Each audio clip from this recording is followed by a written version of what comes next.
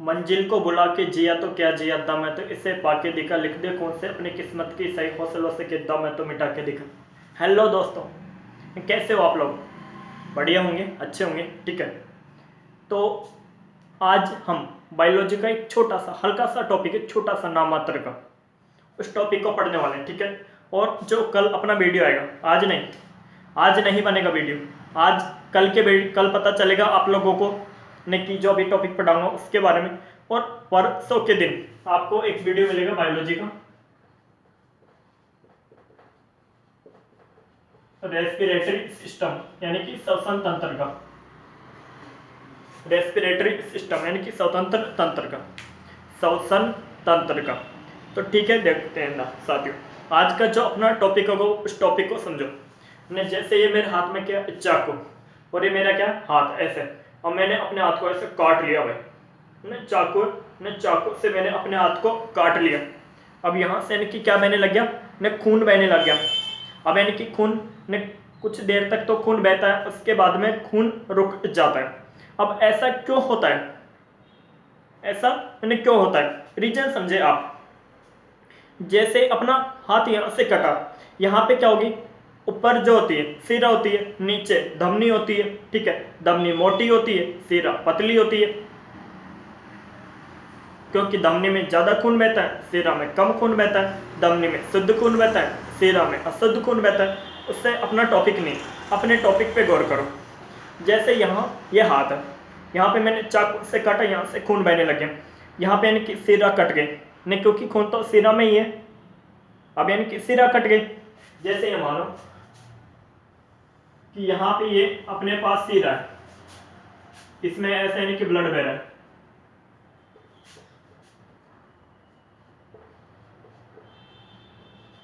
नहीं इसमें ऐसे ब्लड बह रहा है, ठीक है। अब यानी कि जैसे कोई इंसान, ये चाकू है ना, होता है ना फिल्मों में यानी कि गुंडे चाकू लेकर आते हैं, निकाल निकाल निकाल, 10 रुपये निकाल। अब एक स्टैंडर्ड की तो बात कर, 100 रुपये मांग ले, 10 रुपये मांग रहा है। अब जैसे ये चाकू है, अब यहाँ से आपका हाथ कट गया, ये हाथ कट गया, हाथ कट गया तो यहाँ से यानी कि ब्लड बहेगा, नहीं क्या होगा, यहाँ से ब्लड बहेगा या नहीं बहेगा। यदि आप लोगों को डाउट आता है कि ब्लड नहीं बहेगा, तो ये चाकू लो ऐसा और काट लो अपने हाथ को, फिर देखो ब्लड बहेगा या नहीं बहेगा, बहेगा, ठीक है। अब यहाँ से ब्लड बहने लगे। अब ये जो खून था, ये वाला खून, ध्यान से समझिए, ये वाले खून में क्या होती है, हिपेरिन नामक प्रोटीन होती है।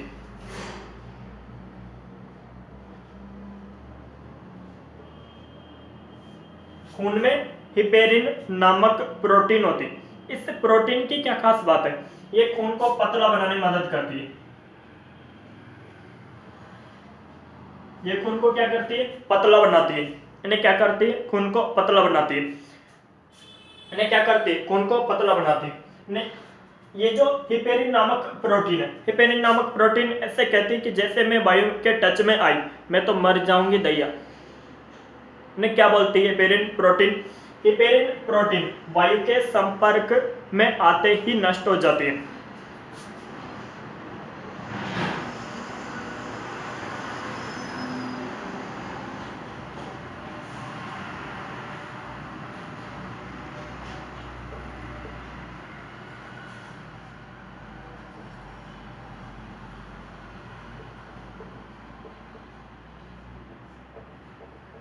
हिपेरिन प्रोटीन वायु के संपर्क में आते ही नष्ट हो जाती है, ठीक है।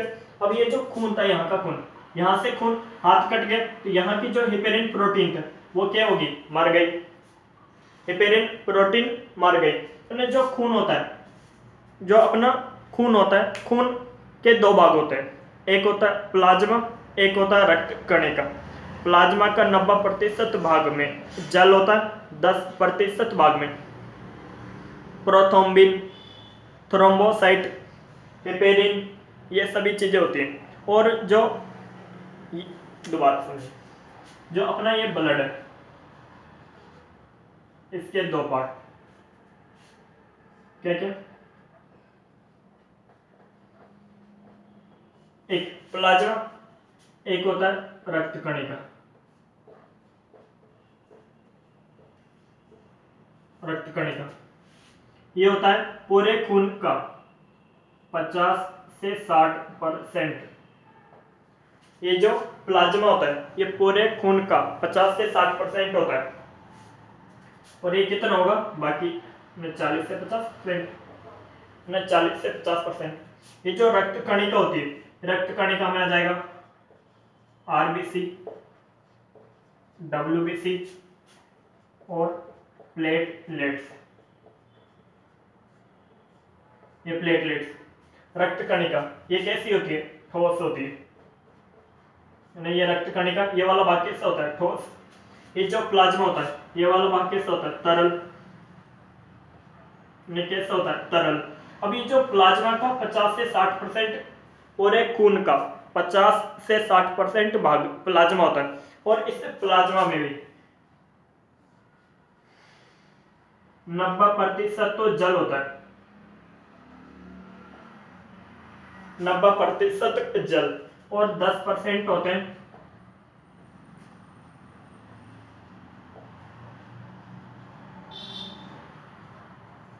Prothrombin,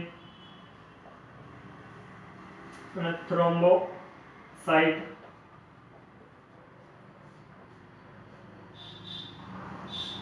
heparin. ये सभी इस 10% वाले भाग में होते हैं। तो रक्त कणिका मेरा ये मेन टॉपिक नहीं है, आज को आप लोगों को रक्त कणिका समझाने वाला मेरा मेन टॉपिक नहीं। मेरा जो मुख्य उद्देश्य है आप लोगों को अभी पता चल जाएगा कि मुझे आप लोगों को समझाना क्या है, ठीक है। अब यहाँ से हाथ कट गया तो खून बह रहा है, हेपेरिन प्रोटीन नष्ट हो चुकी है। अब यहाँ पे खून में क्या होता है ना, थ्रोम्बोसाइट होता है। नहीं क्या होता है, थ्रोम्बोसाइट। ये सोता रहता है, निष्क्रिय रहता है, कोई काम का नहीं रहता। ये खून में इनकी जब इनकी अपना हाथ है, यानी इसके हाथ के अंदर इनकी सिरा है और नीचे वाले इससे धमनी है। अब सिरा में भी खून बह रहा है, धमनी में भी खून बह रहा है। अब इनकी अभी तक तो कुछ हाथ कटा नहीं है तो कोई दिक्कत नहीं है। अब खून में क्या बह रहा है, थ्रोम्बोसाइट। ये थ्रोम्बोसाइट निष्क्रिय होता है, सोता रहता है। जी जी चाय पा जाए ना। अब ऐसा नहीं सोता रहता है। लेकिन ये जो थ्रोम्बोसाइट है जैसे ही वायु के संपर्क में आता है ये एक्टिव हो जाता है। जैसे कोई आदमी है, मैं ऐसे पड़ा 2 झापड़ते खींच के ऐसे हो जाता है।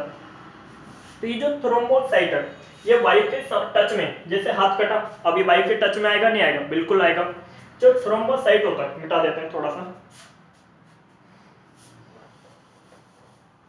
इसको समझाना मेरा कोई मुख्य उद्देश्य नहीं है, आप लोगों को समझ में आ गया होगा। ये जो थ्रोम्बोसाइट होता है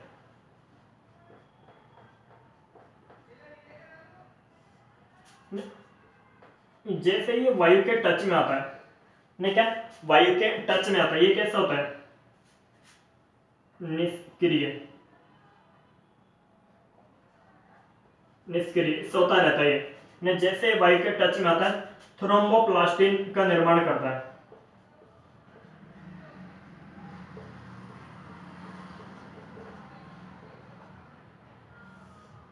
ये कैसा होता है, एक्टिव होता है, सक्रिय होता है। ये कैसा होता है, एक्टिव होता है। जैसे थ्रोम्बोसाइट वायु के टच में आता है ये थ्रोम्बोप्लास्टिन का निर्माण करता है, ये सोता रहता है।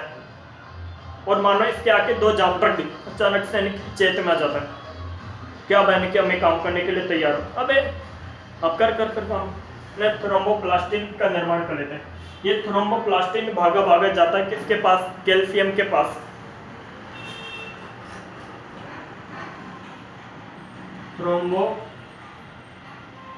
यहाँ पे लिख देता हूं प्लास्टिन। नहीं ये किसके पास जाता है, ये जाता है कैल्शियम के पास। किसके पास, कैल्शियम के पास, कैल्शियम के पास। और ये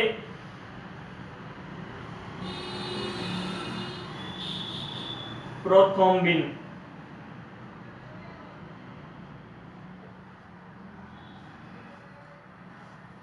देख थ्रोम्बोप्लास्टिन भागा भागा जाता है कैल्शियम के पास और प्रोथ्रोम्बिन के पास। ये तीनों मिलकर थ्रोम्बिन का निर्माण करते हैं। अब देखना खून कैसे रुकेगा। न जैसे मैंने चाकू से हाथ काट लिया, कुछ देर बाद में मेरा खून रुक जाएगा। ये कैसे रोका, इस प्रक्रिया को समझे पूरी तरीके से। और यानी कि जो लोग नहीं समझे, लाइक नहीं किया, सब्सक्राइब नहीं किया, मैं चाकू से ऐसे इन्हें गर्दन को काट दूंगा बकलोलों की। मैंने किसका निर्माण कर लिया, थ्रोम्बिन का निर्माण कर लिया। अब ये जो थ्रोम्बिन, ध्यान से समझे ना, थ्रोम्बोसाइट जैसे वायु के टच में है, ये एक्टिव हो गया, सक्रिय हो गया और थ्रोम्बोप्लास्टिन का निर्माण कर लिया। थ्रोम्बोप्लास्टिन भागा भागा किसके पास गया, कैल्शियम के पास गया, और कैल्शियम और प्रोथ्रोम्बिन इन दोनों के साथ मिलकर थ्रोम्बिन का निर्माण कर लिया। ठीक है, और ये थ्रोम्बिन जाता है फाइब्रिनोजन के पास। थ्रोम्बिन किसके पास जाएगा, फाइब्रिनोजन के पास।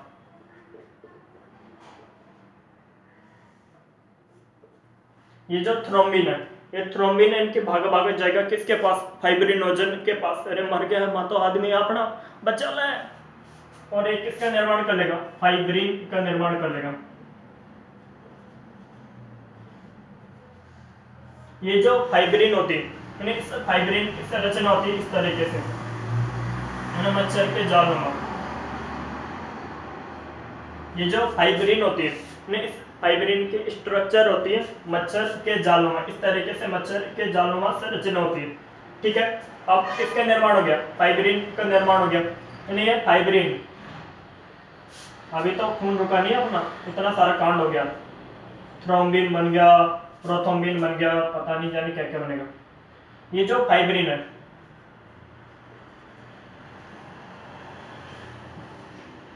रुधिराणु के साथ मिलकर यानी खून को क्या कर देता है, रोक देता है, यानी कि खूब बह लिया। फाइब्रिन रुधिराणु के साथ मिलकर, रुधिराणु आजा भाई, मोस न बचे रहे अकेला सी दुष्ट, न तो आओगे जब भी बचेगा। अबे टॉपिक समझो ना, मेरे चक्कर में मतलब, मैं तो इसे कॉमेडियन आदमी हूँ।